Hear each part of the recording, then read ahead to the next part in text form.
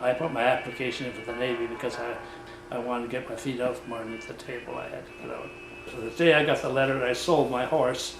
They took us out on a ship that they had, a boat that they had there at Victoria on a starting out to give us some sea experience.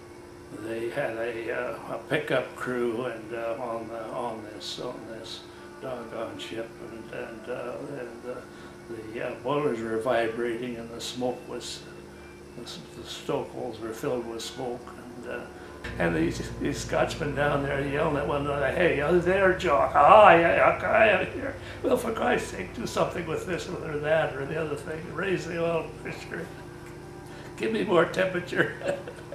I'm thinking, God, I'm looking down into this situation where I'm going to have to go down there. This is what I've got ahead of me, you know. And I just got the letter. I sold my horse. I actually cried. I thought, man, what did I do?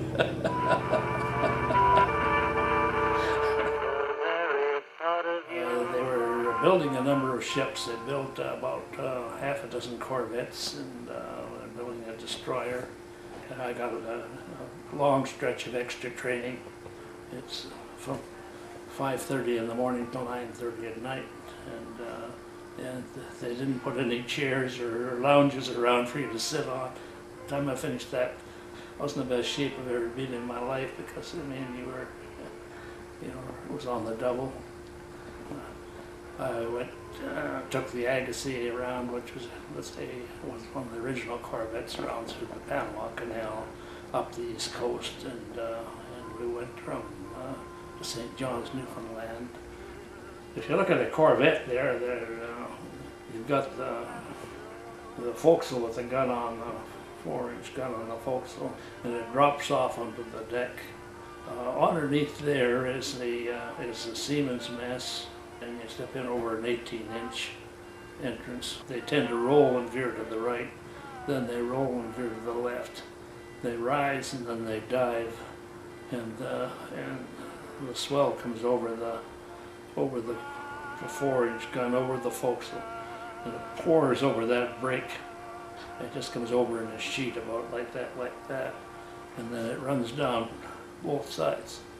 So whatever you do, you're counting. I got the right veer. I can go from the engine room. I can get up and maybe climb up by the galley, because it's gonna dive here in a minute. It's gonna pour over, and then when it come up and it kind of shake itself, then you get down, take the next run. You can get in through and get down into your mess, you know.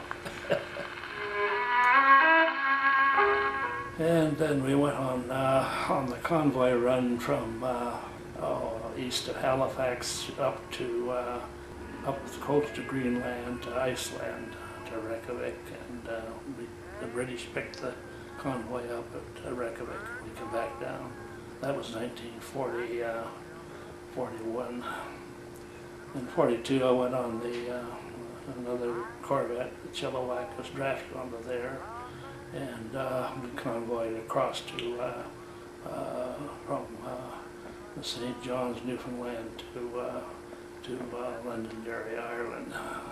43, I drafted on the Haida and travel class destroyer.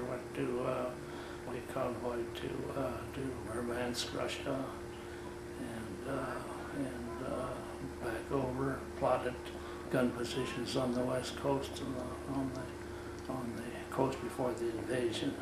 Go at night, come back in the morning and see if we could draw fire, so they locate the gun positions, so they were getting ready for the invasion. Once when we hit a real bad wave, and we were loading.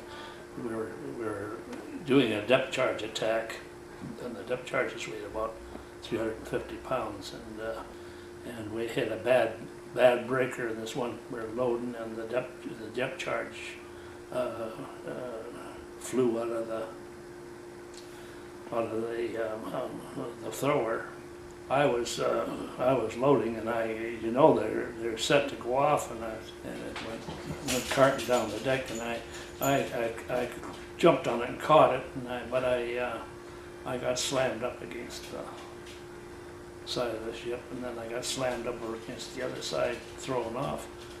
They didn't know what to do with me, and the coxswain gave me, I knew him pretty well, and he gave me his bunk. He had we slept in hammocks, and he had a bunk in his, the coxswain had a bunk in the stern cabin, and gave me his bunk. I was black, it just swelled up like from my wrist to my chest, and my arm, I couldn't tell. He didn't think it was broken. They were checking my fingers and that, and they couldn't with it. So I asked him for a couple of bottles of rubbing alcohol. And he said, first, before I give you a damn thing, he said, what are you going to do with it? And I said, I'm going to rub it on my arm. You're not going to drink it? I said, no. He said, okay. So he gave me the rubbing alcohol. We picked up survivors the first year, and they died a horrible death on the ship because they had no place to put them, you know, strapped down to the deck, and broken arms and ruptured innards, and that was terrible. We worked in the engine room, you know, as a stoker. We worked as oilers and worked in the engine room. You're doing your submarine patrol, and the convoy's moving along, and it's moving along maybe at about 10 miles per hour, you know, and it's not going any faster than the slowest ship that it's got the convoy over. And you're doing a patrol up and down, and you patrol up and down. I guess I wrote a poem about that. Did you ever read that? Read my poem about the Atlantic? It's midnight on the Atlantic. We're bucking a head-on swell. Like cling to my pump in the stokehole, for the plates are slippery as hell.